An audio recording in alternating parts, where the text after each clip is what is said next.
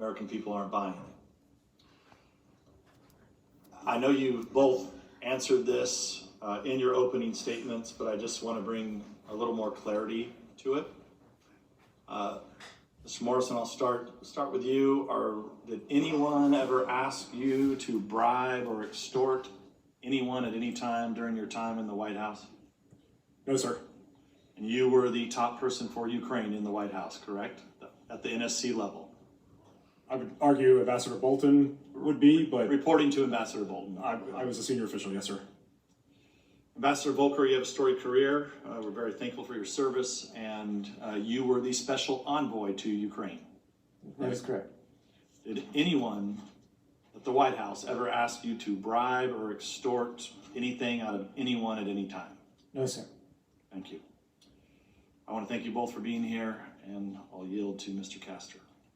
Thank you, Mr. Nunes. Thank you both for being here today and also for participating in the lengthy depositions. Ambassador Volker, you were the first one on October 3rd, and Mr. Morrison, you were with us on Halloween. So thank you for your participation. Mr. Morrison, also want to thank you, longtime Hill staffer. I certainly have appreciation for that, nearly 20 years, so thank you. And Ambassador Volker, Hatboro, Pennsylvania resident. Absolutely. It's an incredible part of the country. Very proud of it. Yeah, I'm from nearby. Just want to walk through some of your positions. You were Senate confirmed ambassador to NATO for a stint. That is correct. And then you were at the State Department, and your portfolio spanned much of what I believe George Kent has currently. I was the principal deputy assistant secretary, so I had all working for the assistant secretary, had all of Europe and Eurasia, and particular responsibility for NATO, Western Europe, and European Union. And then you were involved with the National Security Council. You were the director for NATO and Western Europe. That is correct. And then you were the senior director for European and Eurasian affairs. I was acting for several months, 6 months or so. Okay, and much like the job that Mr. Morrison had. And we'll note that all the witnesses that we have interacted with have just heaped praise on you. Ambassador Yovanovitch said you were a brilliant diplomat, so that's very high praise. And for over 2 years, you served as the special representative for Ukraine negotiations. That is correct. And you served for free. That is correct. You served on a voluntary basis. I did. And you put a lot of time and effort into that job, didn't you? Yes, I did. And the taxpayers certainly got their money's worth, didn't they? Not for me to say. You believe America's policy towards Ukraine has been strengthened during your tenure as the special representative? Absolutely. When I look back at the record, I think we did an awful lot to support Ukraine. Is it fair to say that's in part due to President Trump? President Trump approved each of the decisions made along the way, providing lethal defensive equipment and the non-recognition statement on Crimea, I think, being two of the most important ones. And for many years, there had been an initiative in the interagency to advocate for lethal defensive weaponry for Ukraine. Is that correct? That is correct. And it wasn't until President Trump and his administration came in that went through? That is correct. The delegation to President Zelensky's inauguration in May, I believe you testified it was one of the largest delegations. I believe it was, I can't be 100% sure, but I believe it was the largest national delegation. Okay, and included in the delegation was Secretary Perry.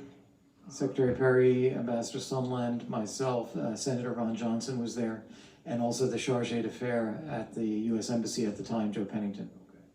And we talked a little bit this morning, but the President Zelensky's inauguration came together rather quickly. It did. I believe we had about 3 days' notice in which to put the delegation together. There's been some discussion about whether the Vice President was going to be able to lead that effort, and as it turned out, he was not able to lead it. Do you have any information as to why the Vice President was unable to join? I don't.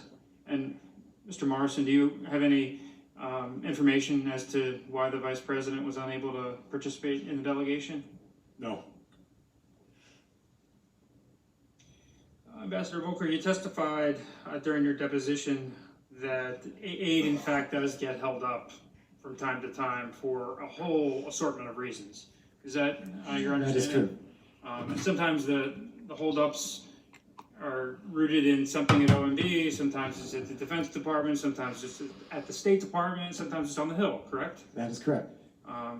And so when the aid was held up for 55 days for Ukraine, that didn't in and of itself strike you as uncommon. No, it's something that had happened in my career in the past. I'd seen holdups of assistance. I just assumed it was part of the decision-making process. Somebody had an objection and we had to overcome it. Okay. And in fact,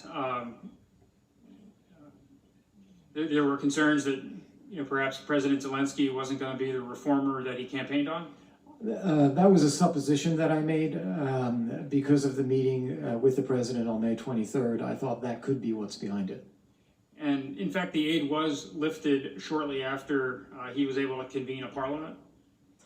I believe he, let me get the date straight. I believe, yes, he was able to convene the parliament around the 1st of September, and I believe the aid was released on the 11th of September. And when he was able to convene a parliament, he was able to push through a number of anti-corruption initiatives.